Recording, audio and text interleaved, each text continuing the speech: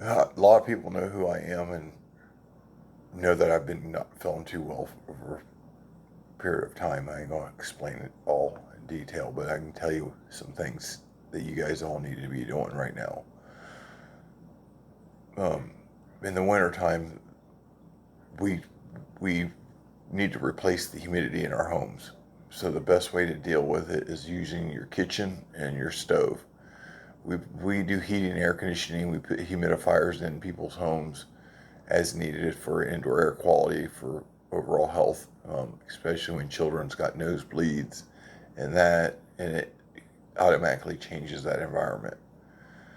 The realization of everything, what over the years, what I'm trying to figure out and starting to realize, mixing health, um, biotech, and HVAC, and the trends of all this stuff that's going on is I myself got really sick, and the awareness that is out there is, I don't know, it's full awareness that we should be getting with the combined knowledge of everyone sitting around that are experts in their field and saying, hey, this is what's needed for optimal health. So in my world, I got exposed to a little of each, and definitely know that our bodies have electricity in them, and when your house does not have um, or your structure or whatever, your camper or your tent or whatever you got in it, wherever you're in, your humidity is very vital in the wintertime. It does the opposite in the summertime because when you're doing air conditioning, you're actually removing the humidity and it drops the temperature. It's a dehumidifier. An air conditioner is basically removing the humidity in the air and it lowers the temperature. Not only when you put the water molecules back in the air will you reduce your energy by doing so because the water molecules are actually in the air and it's touching your skin. Um, because the air is empty, it's supposed to have moisture in it. A relative humidity inside of a home is 30% or less, and in the wintertime, if it drops below a certain amount, you start getting electricity. You don't feel good. You get cracks in your nose. You're more susceptible to colds, flus, and viruses because the moisture that your nose and your mouth and lips and all that and your skin have, especially your nose, because you keep your mouth shut or whatever, it draws that because wherever is needed moisture and our bodies are made up of water, the environment's going to take that, and whatever your environment is, if you're in a closure like a home, you're going to get taken that energy from. You're going to be that source of water because the environment's going to pull it from you and leave you dry and cause, even if they're nano or micro or however you want to phrase it, there are cracks in your nose. And that could be the reason why, in my opinion, why there's an increase in flus and transmission of colds and stuff because wintertime, people are just more unhealthy from their environments. They don't have the proper humidity control. I do HVAC, I do indoor air quality, and I install humidifiers on people's units, more on gas fired and coal burners and oil burners and stuff like that, as people want them. I mean, we advise our clients as them that these are the things that you should do. But these are the things I believe the manufacturer should be putting in their units automatically because it's something that is definitely, as you're heating your home, you're taking your humidity out. I mean, that's not obvious. I mean, anytime you have heat versus cold, it removes the humidity. It's the opposite of air conditioning. Your air conditioner's on in the summertime, it's dumping water down your drain. It's collecting water, taking the humidity out of the air, and cooling your environment. Moving the hot molecules of moisture off away from you drops the temperature dramatically. And putting the water molecules back in your environment lets if there's, let's say this little block here's got 20 molecules of water in it per se, you know it's a different ratio than that, but it only has 5, then that's 1/4 of the stuff touching your physical skin. That moisture is what you're filling the heat in. And there's going to be moisture in everything. Air is oxygen. And so 20% of your atmospheric air is oxygen, and that percentage is um, H2O. Water is H2O. So you got oxygen is one molecule of water.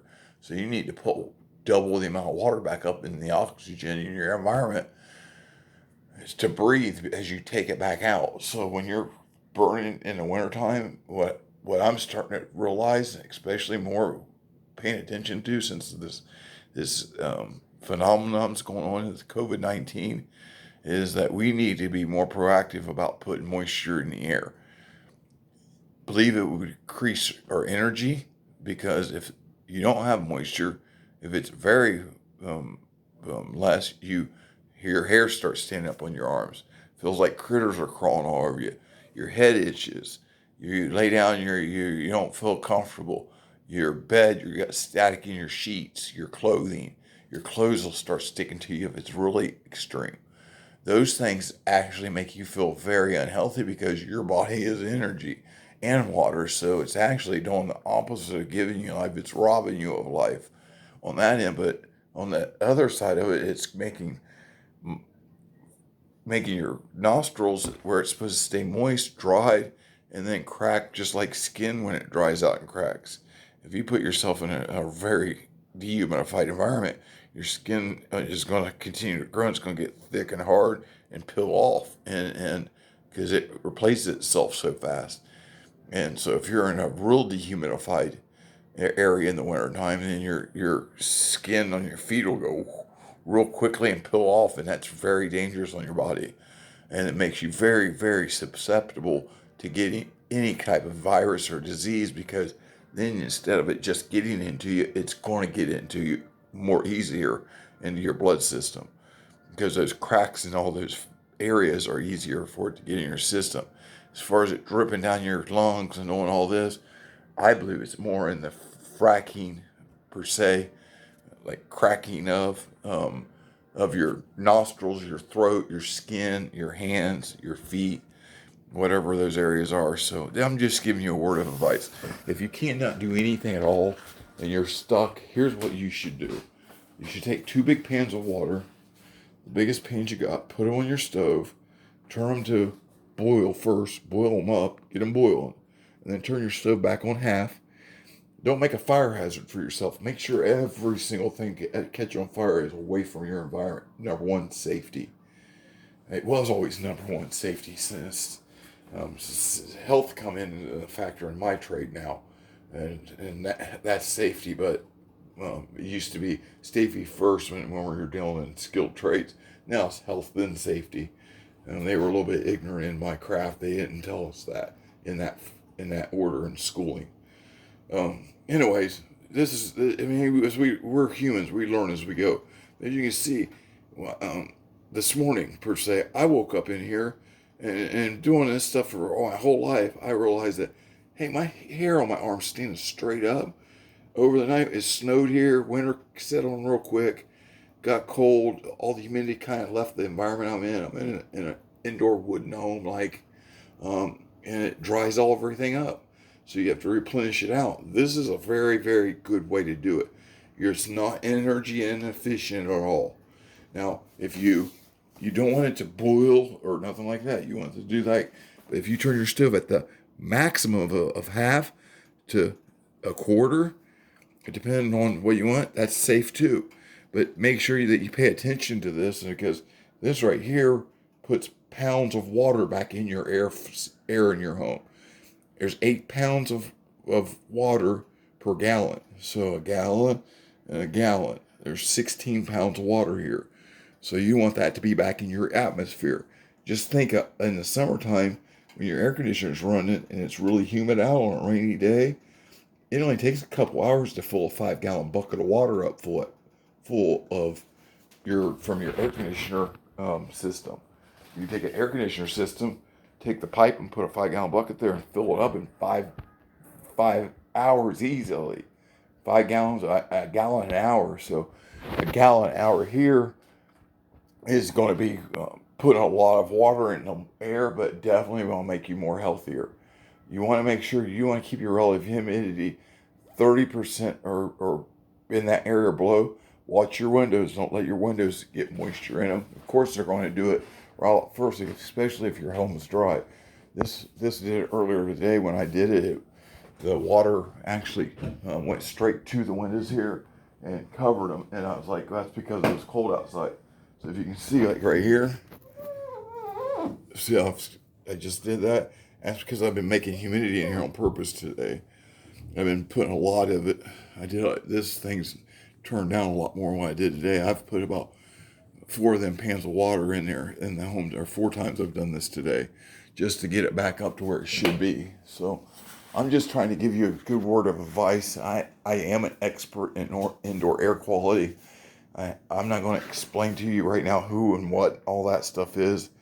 I'm just trying to give some sound advice as I can to let you know. It's like I said, depending on how big your home is and what type of your structure you got, what type of furnishings you got, all of it takes air. I mean, and air and water, and it draws it into it. So if it don't have it in it, that water in there is going to pull into this wall per se.